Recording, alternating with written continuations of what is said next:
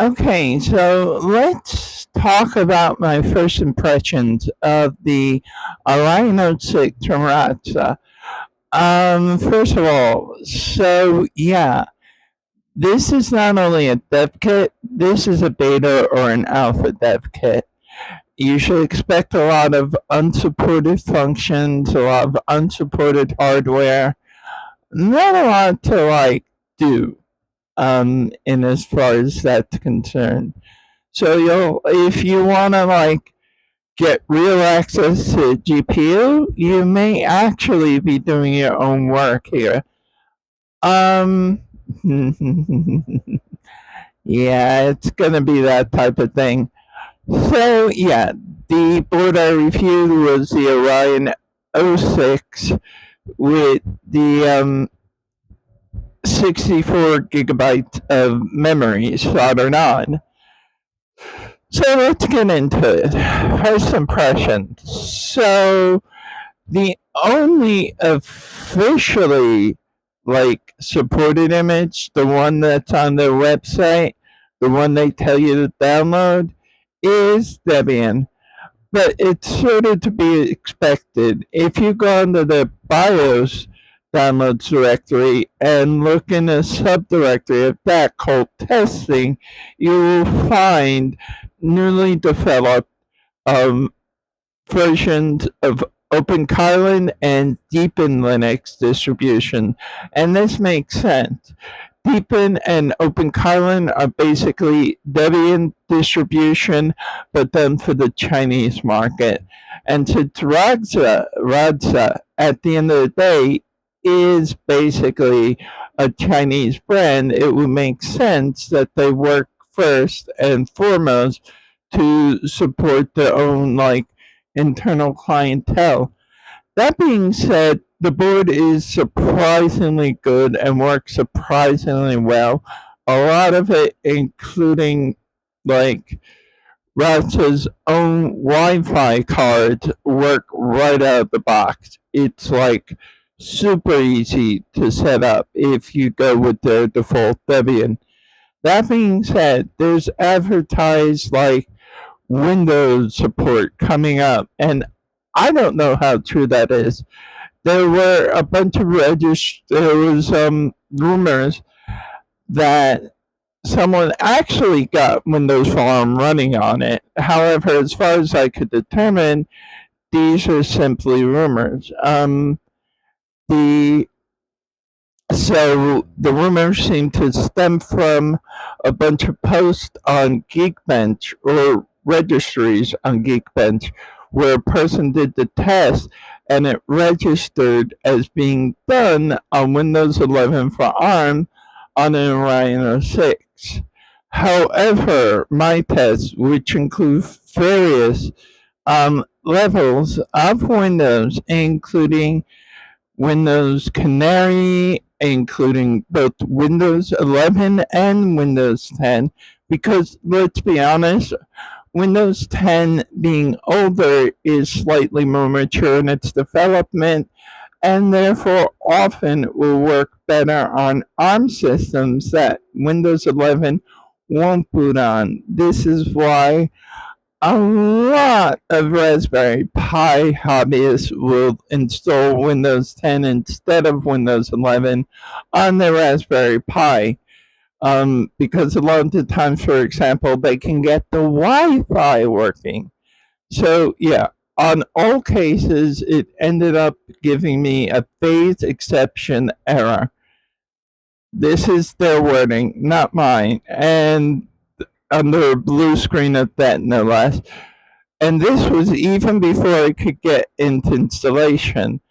Windows would go through its motion, seem to start booting, but before even getting a quarter or a third of the way through, it would crash into this phase error.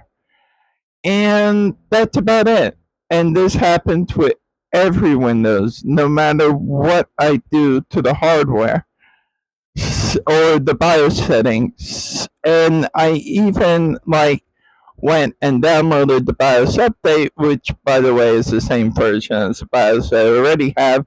But I did it just in case to reflash, and same thing. Same exact thing. So it's pretty much canned. I think unless I'm going to try and hack the UEFI keys for it for secure boot, and that's the only exception that may work.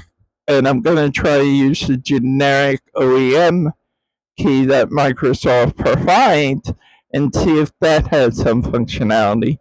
If not, yeah, if the certificate doesn't work, it's like I suspect this installation is not actually a thing. And it sort of makes sense in some ways because China itself is veering away from using American software, but also because, like, if it was really installed, we'd see a lot of Reddit posts and a lot of, like, other posts on, like, 4chan and Reddit style boards. Also, we would eventually, especially this far out, it's been quite a few months out from the like launch and shipment, we would see YouTube videos detailing this installation. There's still quite a few Windows fanboys that would want to get people on board that would happily make these videos. So the fact we don't have the videos or even a Reddit post about it makes it highly sketched. So in all probability, I would go with what Radxa originally said, that they're working on getting Windows to boot, but it's not there yet. And much of it like depends on CIX, the people who developed the processor, getting the proper BIOS firmware on the board. So that's gonna be coming eventually. As for other images of Linux, yeah, so there's a Fedora Linux image, and Ubuntu is using the like stock Arch. I say a Arch, but really stock ARM architecture 64-bit image they have, plus the Debian modification to make that work. So basically, it's going to be Ubuntu on top of like a couple of libraries, and probably will work at least as good, but if not phenomenally better, at least hardware and usability wise, than the stock Debian image. As we all know, like the only difference between Debian and Ubuntu is customizability versus easy user installation, and the Ubuntu sort of goes ease of use, and the Debian always goes sort of towards the end of customizability. So yeah, aside from that, Gen 2, there's rumors of Gen 2 and Arch handbooks coming out soon. Of course, you can use their stock ARM 64-bit architecture images to start the installation, and from reports, it works just fine. So choose your own adventure. Other users have reported success with OpenSUSE and also a few others, but predictable. I mean, it's Linux. If one Linux works, they tend to all generally work. It's just a matter of hardware support, and especially the Debian or source derived distributions like the Roland distros, like Arch and like OpenSUSE. and those that have rolling releases are going to do much better because they're source based to some degree, as will Gentoo, obviously, and other distributions based on Debian, OpenColin, Deepin, Linux Mint, that sort of stuff, and of course the ultimate Ubuntu will definitely run on this. So yeah, but as far as getting anything that should support generic ARM 64-bit running, that's somewhat a question mark, especially given the problems of even booting up a Windows install on here. Again, I will work at hacking through the UEFI keys to see if it's possible, but as of now, there's no success as far as I can see. And yes, the Windows images will burn properly from Windows using Rufus, so they should have 100%, I'd say 200% work. So the fact they didn't, yeah, it's sort of sketchy at this point. Other than that, getting into hardware, the hardware is pretty good if you get one of the decently spec versions. The board I'm using, of course, is the top one, the 64 gig. But you have lighter models if you're looking to spend less money. I definitely wouldn't go with the 4 gig, only because if you're looking to flush out the power of this board, at least 8 gig should be required. Let's be honest here. So aside from that, it has an NVMe attachment. I believe it's called a Type M, and that's usually for PCIe generic storage and the like. Then you have an NVMe Type AC or Type EC. I forget. It's Type BC. It's been a while. It's the one generally used for communications purposes, where you can plug in any sort of Wi-Fi card, including Radxa's own 802, 11, whatever they have, 6E, 7, that sort of thing card. And it comes with a little wired tape type cheap Wi-Fi thing where you tape these inexpensive internal antennas, which are basically just strips of metal, to the case to do that job. But honestly, you can get inexpensive external antenna attachments that can either be put in a PCIe slot, or they can be bolted to the portions on the.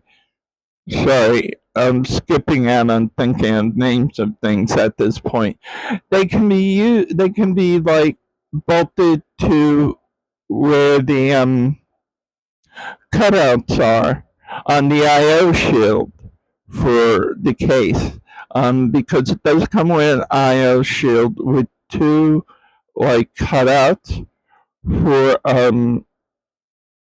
the Wi-Fi antennas. So you just punch out those cutouts, wiggle them out, hopefully not losing them in the machine, but just either doing it when you're first building the case or whatever. And then you put the antenna portion in there and take the external nuts and just screw it on and bolt it against there. Then when you put the Wi-Fi card in, you attach the little B and C cables to that. So yeah, I'm not gonna do your homework for that. Attaching B and C is tricky depending on the quality of cable and such, and it's an art form to say the least, and a test in patience. Anyway, so let's go to the rest of this. So aside from that, if you got the kit, it comes with a small, like, low profile CPU cooler already in the board. And if you got the initial kit, it came with the free acrylic protector, which you can detach the board from, and will even give you standoffs if you want to use them for this purpose. But if you have a case that's pre-built, you probably have pre-configured like standoffs for this. Anyway, so it happily takes an ATX power supply, and it has a PCIe, which is supposedly Gen 4, I would say, by 16. But the reality is, it seems to only use 8 lanes, according to what some people are reporting. But again, I get beside myself because there's more to report on that. Um, so, and the more it's this. So, seemingly, this PCIe by 16 slot, we'll just call it that for now, shares lanes with the NVMe storage slot. And the only reason I know this is because in testing, I added a low profile, low power PCIe Gen 3, like Radeon card. Actually, I tried two, the RX 380 and the RX 480. Now, a lot of people make the note that these graphics cards are so subpar, and they are hitting well below the weight class of what even the iGPU in this machine can do. And I agree. But the point of it was to give a general test of not just the graphics ability, because that's obvious from the first time you turn on this machine, but also to see what the PCIe throughput is, which was interesting because when I first had the GPU card installed, I ran Crystal Diskmark to give a proper benchmark of the NVMe storage, and the speeds registered well below like even 1 gigabyte per second for the reads, and that is phenomenally underpowered for what this machine is. So then I unplugged the GPU.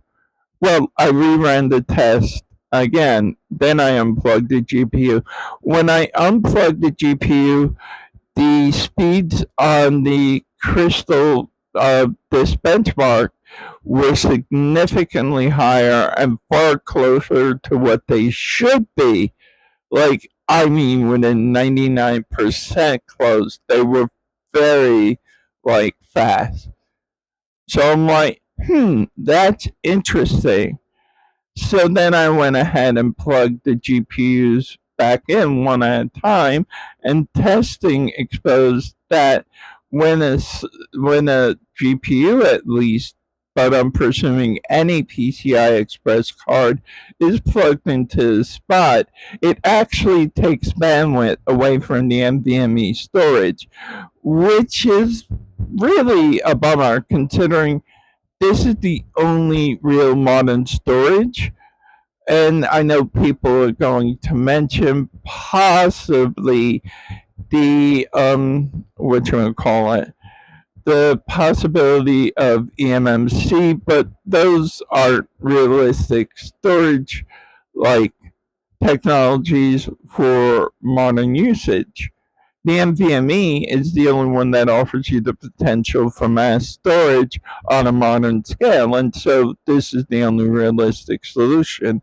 And the fact the PCIe Express slot takes so much bandwidth away from that, dropping the speeds on the NVMe drive to more than half, I'd say more than 3 times less than what they were without a like device in the slot, means that this NVMe slot and this PCI Express slot definitely share more than one lane in common and depend on their bandwidth accordingly. That being said, so let's get to what the website said and what that translates into reality. So I will do testing on other Linux operating systems, but for now, all um, specs and facts given are based off the Debian image that was given with the or was produced before the Orion 06 launch. So as far as things go, GPU runs fine with the Radeon 380. We got a score of about 45 to 47 GPS, with most of it laying around 46.8. Sorry, 45 to 47 FPS, with a good amount of it laying around 46.8 FPS as a norm. Similarly, with the RX 480, we got about 1 FPS more, which is predictable. These are very low performance cards. Even the graphics they produced on screen were far under par from what we got with the internal GPU. And right, so for that, with the RX 480, we got an average of 46 to 49 FPS, with a level average of about 48.5 to 48.7 FPS max. And yeah, that's about the size of it. And that was from Furmark. Without Furmark, we could get without the GPU, we could not get Furmark to run at all, as it doesn't recognize the internal GPU, which is predictable because, like, Radxa's own website has said repeatedly that there's no software support for this officially, and so it makes sense that Furmark does not actually recognize the GPU as of yet. Also, as far as the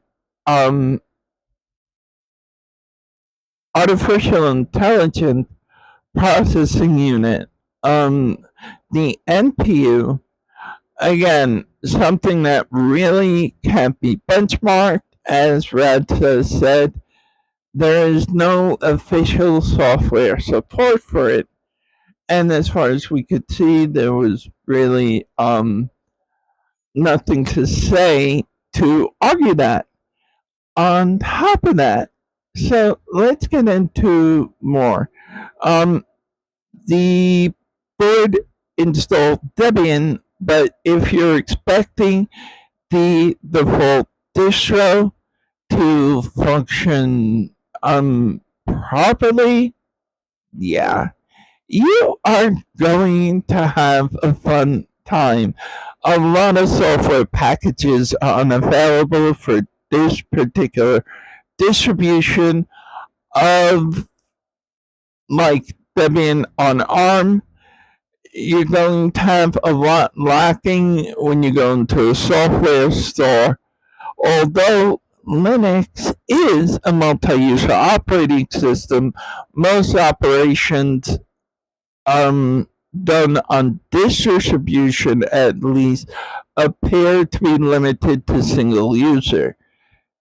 This is evident when you try installing another display manager, such as SDDM or XDM or even KDM. No, there is no KDM. What am I thinking? There's another one. I can't think of it. Or try to install an alternative desktop, such as KDE or XFCE. This is hardbound to GNOME, and you're going to be stuck there because it's also hardbound to GNOME's Display Manager, GDM, and you're going to be limited on software packages. You can install the KDE desktop.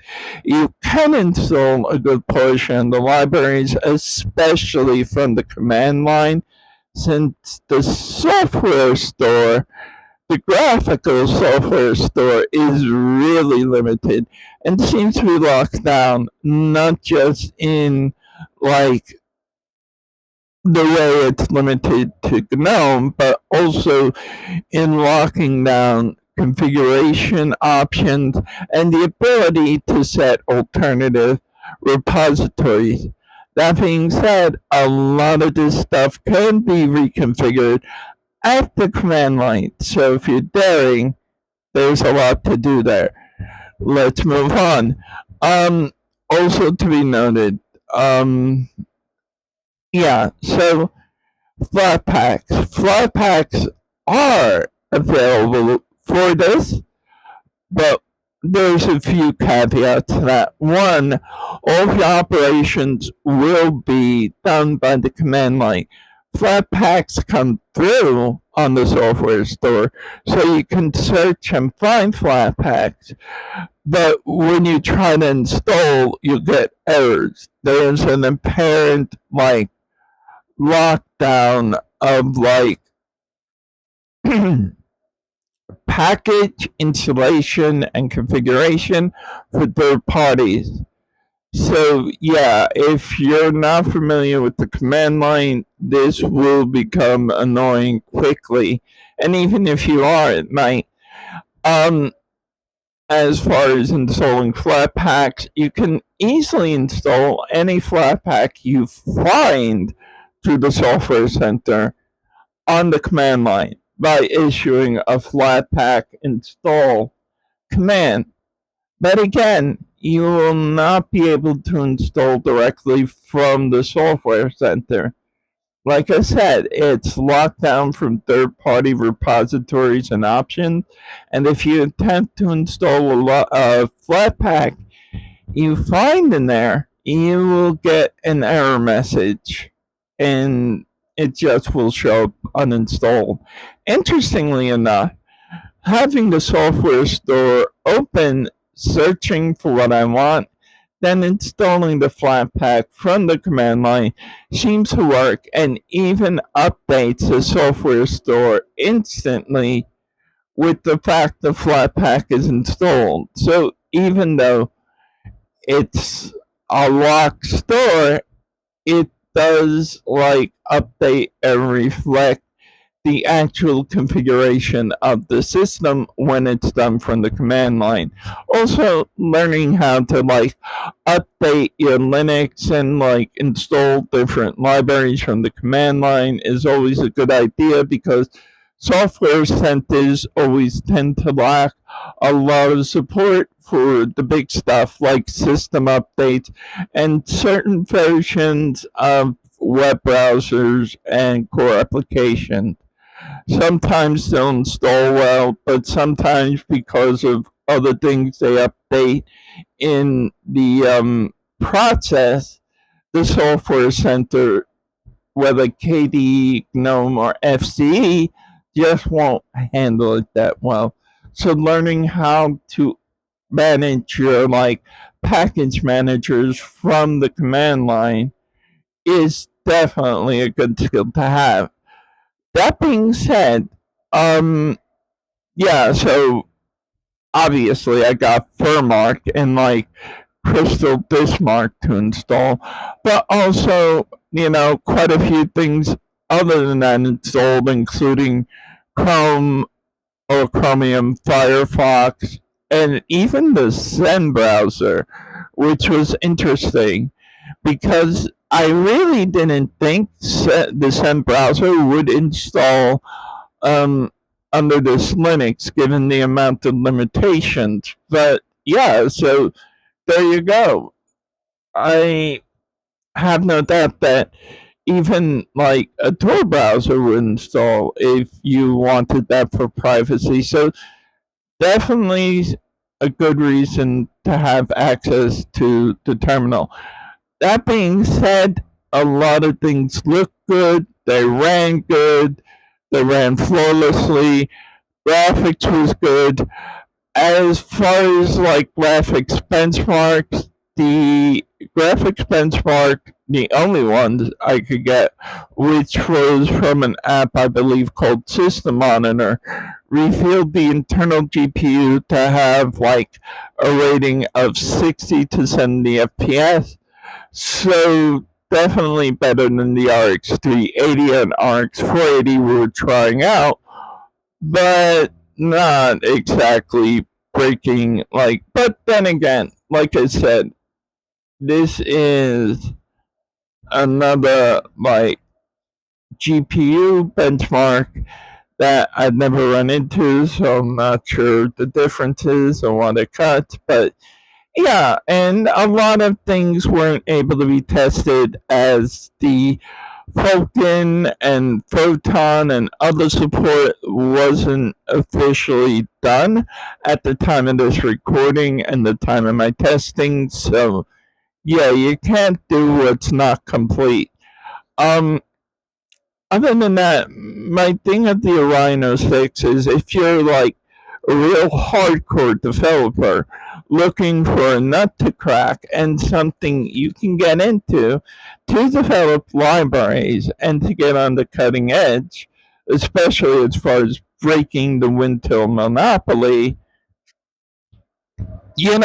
aside from like Asahi Linux on Apple's ARM computers, this offers one of the better options because it allows you to actually like make an actual workstation desktop build for the purposes of development, which is pretty damn cool. There are limitations, especially in as far as the lane sharing with the PCI Express, but given the fact the NPU and the GPU are of such good specs, I really don't think that's a problem. As if you're like a real hardcore developer, you're probably gonna want to do that because it offers a decent alternative to like Apple's dominance. Um, I really see this hitting hard on the internal Chinese market, though, where like OpenCylon and Deepin are just a thing because Debian. Um, and I think it'll really hit hard on the home front, and we'll see a lot of development there. But again, if you're a hardcore developer anywhere in the world and you want something you could really crack and really hone in on and really make some inroads, this is gonna be that hobby. Seriously, it's got that sort of power that's untapped that you just want to sink your teeth into it and really make an effort. All right then. So yeah, Serious Dev Kit, Alpha or Beta Dev Kit to be more specific. If you're a serious programmer, systems analyst, serious software engineer, developer, great side project. If not, if you're just looking for something where you can boot up, get like all these user programs installed, maybe for an intermediate user, but for most people, it's gonna be like too much of a headache to get started with and to get up. Um, and that's a wrap. I'll see you all and stay safe.